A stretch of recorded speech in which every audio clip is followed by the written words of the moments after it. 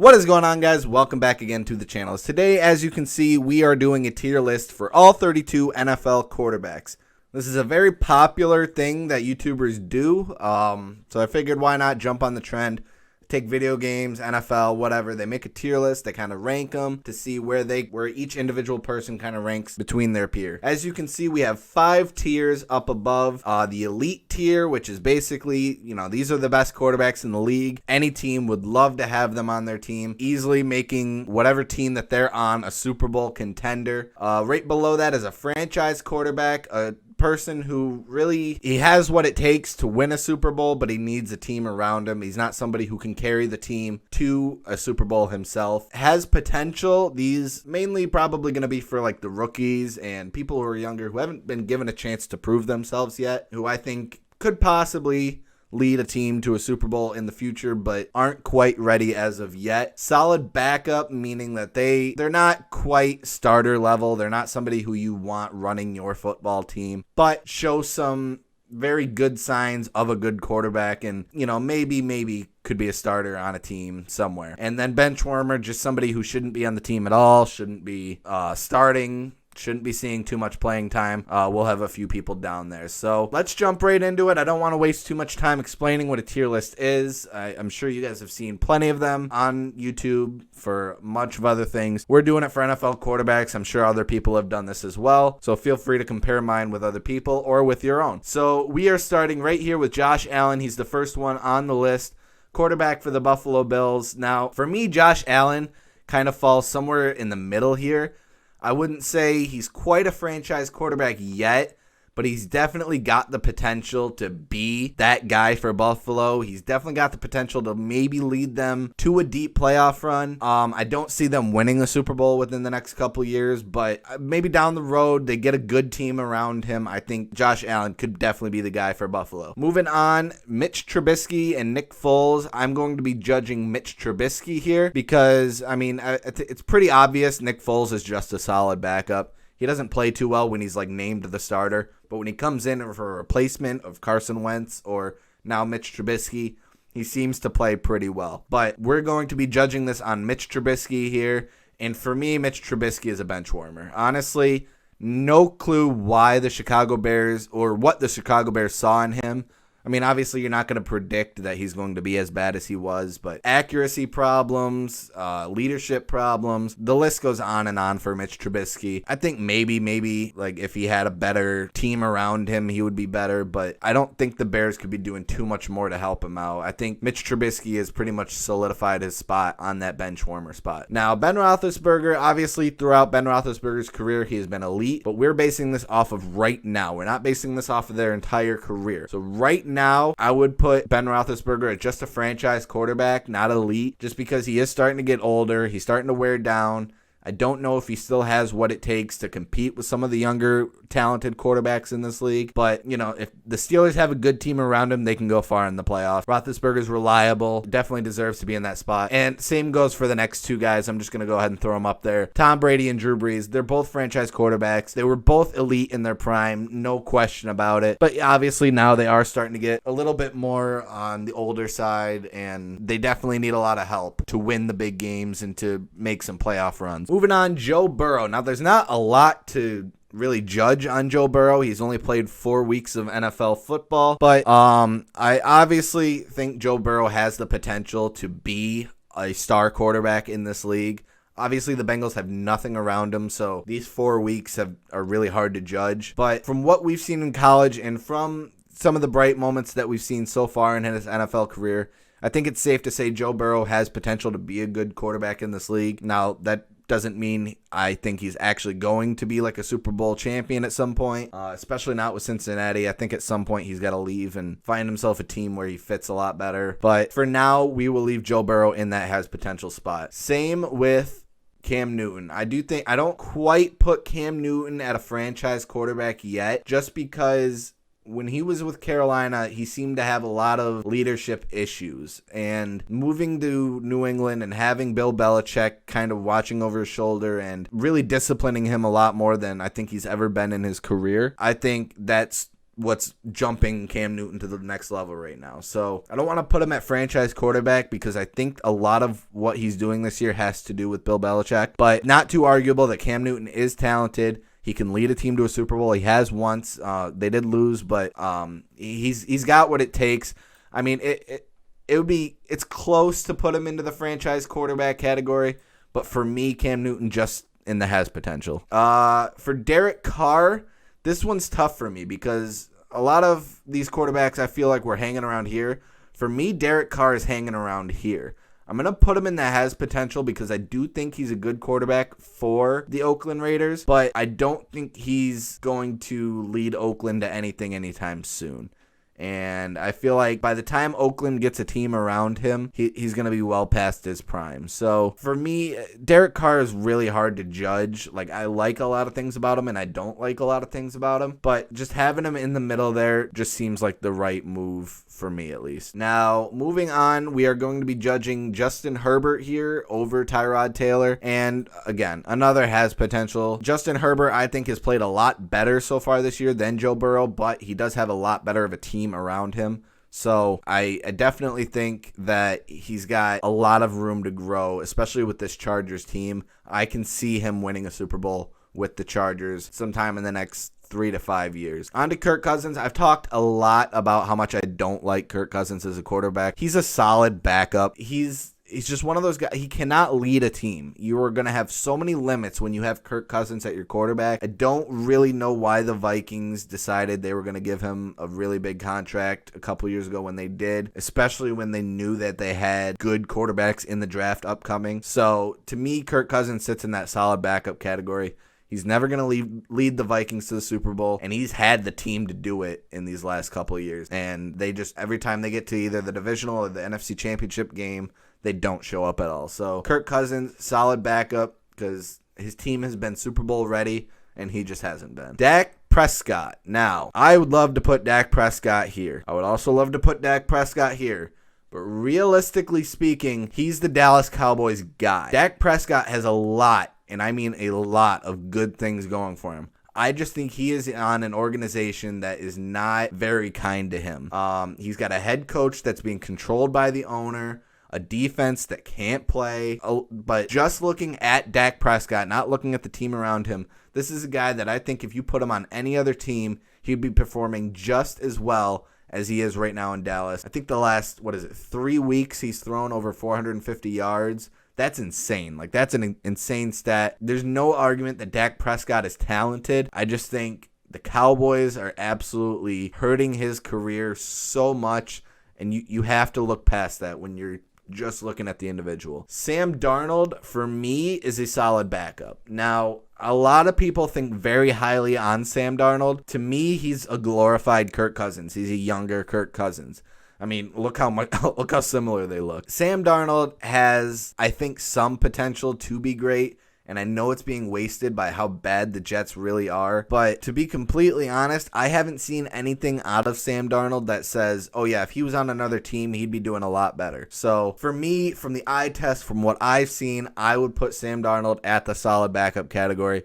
I do think that if he manages to get himself out of that Jet situation and go to another team, maybe he could move up a spot, but I don't see him moving up to that franchise quarterback anytime soon. Again, for this one, we are not going to be judging Ryan Fitzpatrick. We'll be looking at Tua, and even though we haven't seen Tua play at all, I think he's a solid backup right now. Having him behind Ryan Fitzpatrick, and even if we're looking at Ryan Fitzpatrick, I would put him at solid backup. The Dolphins just have to figure out what they're going to do with Tua, and I can 100% see Tua moving up on this list once we finally get to see him play. But when there's not much to look at and not much to go off of, I can't really put him much higher than solid backup. Jimmy Garoppolo is an interesting one for me because he's a very system quarterback. He didn't have to do much to lead the 49ers to the Super Bowl last year. He's not a backup quarterback either. I'm going to put him in the has potential category just because I do think that if it weren't for the 49ers defense last year, they would not have gone as far as they did. What they did last year was definitely not because of Garoppolo. They had a great running game. George Kittle helped him out a lot on some of his short passes to him. And that defense was just absolutely phenomenal last year, and that's the reason that they made it as far as they did. So I don't think he's quite a franchise franchise quarterback. I think he does have the potential to be one, and that's why I put him in the has potential category. All right, so moving on to Jared Goff. For me, he's hanging somewhere around here. He has led the Rams to a Super Bowl appearance. He did lose to the Patriots, and their offense didn't show up to that Super Bowl at all. But I'm going to leave him down here just because of the fact that I do think he needs a lot of help on that Rams roster in order to make that team good. I don't think he's going to be the guy that leads them to a Super Bowl per se. I think it's going to have to be another star player on that offense and a solid defense to get the Rams back to the Super Bowl. Dwayne Haskins, for me, a bench warmer. He hasn't proven anything yet. He hasn't done anything to make me put him anywhere else. He's just got demoted to a third-string quarterback on the Washington football team, so I think that says enough. But I'm sure he's got some potential. He's got room to grow. He's young, but I'd love to see what he does on another team. But from what I've seen so far, he's a bench warmer. Daniel Jones, now I'm putting him here just because I don't think it's completely his fault that the Giants are absolutely awful this year.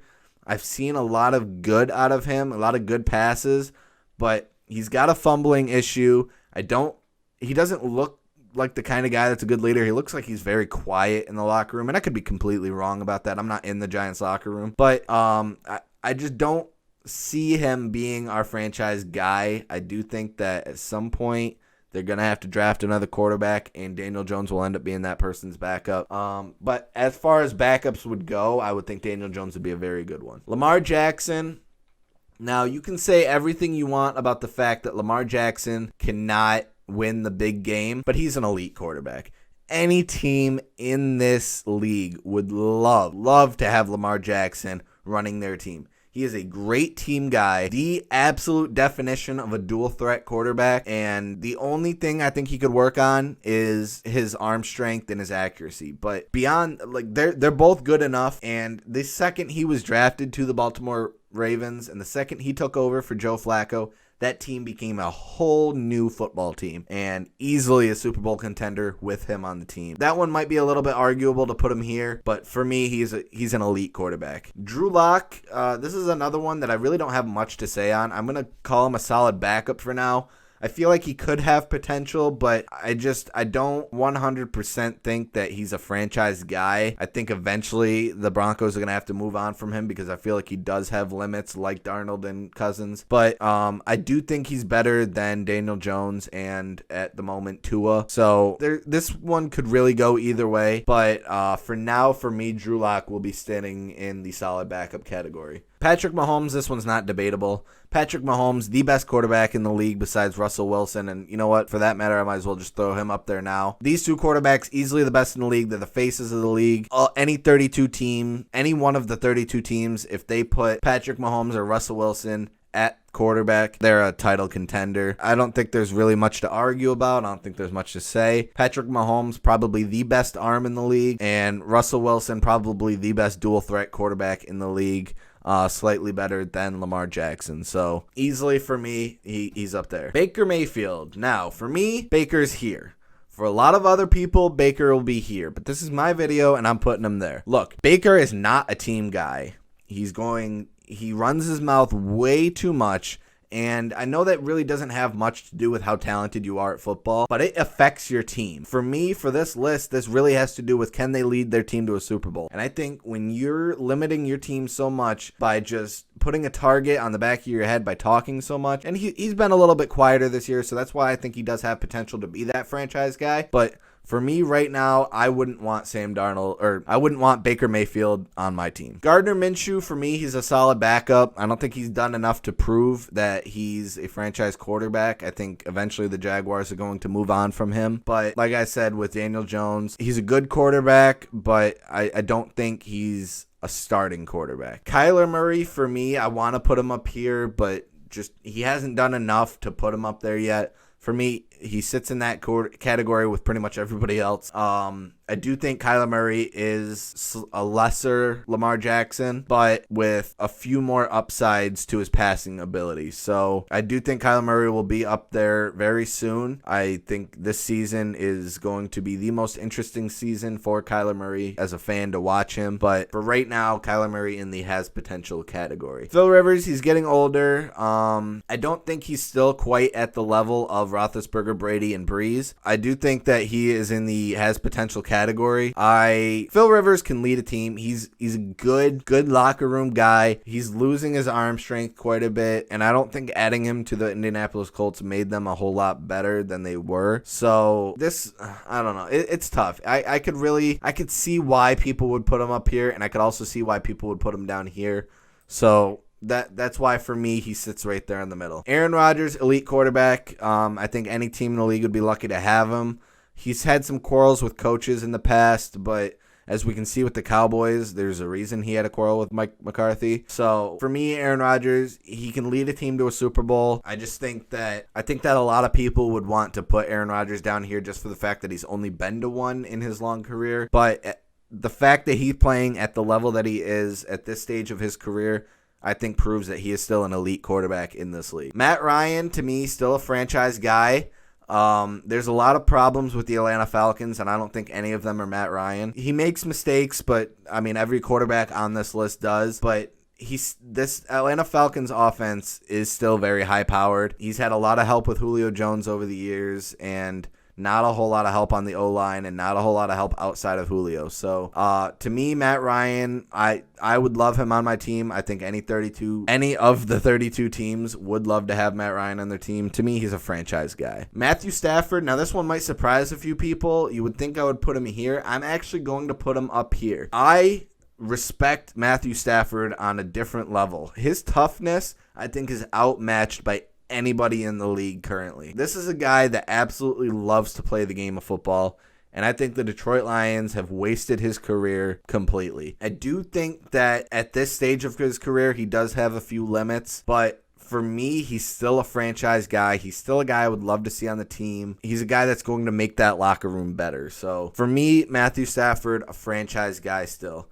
Teddy Bridgewater has potential. The problem with Bridgewater is his injury history, and I don't know how well he's really going to do with Carolina. But without Christian McCaffrey, they have been performing pretty well so far this season. So given his first chance to really start for a team ever since he got hurt on the Minnesota Vikings, I think he's proving that he definitely has potential to be a franchise quarterback in this league. Ryan Tannehill, quarterback of the Tennessee Titans. The Tennessee Titans made him his franchise guy, but for me, he still sits here in this category just because he wasn't able to do that well in Miami, and that makes me think he's a very system quarterback, and he fits really well in Tennessee. So do I think he would work with every team in the league? No, and I don't think any of these quarterbacks on this list here would work with every team in the league. But I do think that Ryan Tannehill is a lot better than most of the quarterbacks that are in this tier with him. I just don't think he's better than any of these quarterbacks up here. So I would put Ryan Tannehill in that spot. Deshaun Watson, for me, a franchise guy. He's very close to being an elite quarterback. But when you're 0-4 right now on the Texans, I know a lot of that is Bill O'Brien's fault, but I just think that Deshaun Watson has just a little bit more to prove to me before I could call him an elite quarterback. Right now, to me, he's just a franchise guy. And last, but certainly not least, Carson Wentz. A lot of people are going to want me putting him right here. Guess what? He's here. He's got the potential to be great. His injuries really bug me. And I don't think he's really done anything in his career to prove that he belongs in that franchise category spot. I mean, he hasn't really performed in the playoffs at all. The one year that the Eagles did go on to win the Super Bowl, that was this guy. So I really don't understand why everybody is this high or even this high on Carson Wentz. For me, he sits right there in the middle. But that's my tier list, guys. Obviously, these are my opinions. They don't actually represent who is the best quarterback in the league. I mean, even looking at it now, I'd probably make a change here or there. But to summarize it, really, I think the really non-arguable ones are going to be Trubisky down here, Haskins, Gardner Minshew, Kirk Cousins. I don't think any of these elite quarterbacks are arguable except maybe Lamar. I think Lamar could go down here. But for the most part, I feel like I've done a good job with this list. But let me know what you guys think. That's really why I post these things on YouTube. I want to hear what you guys have to say.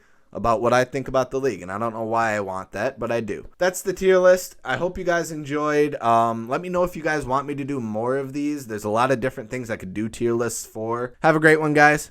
Peace.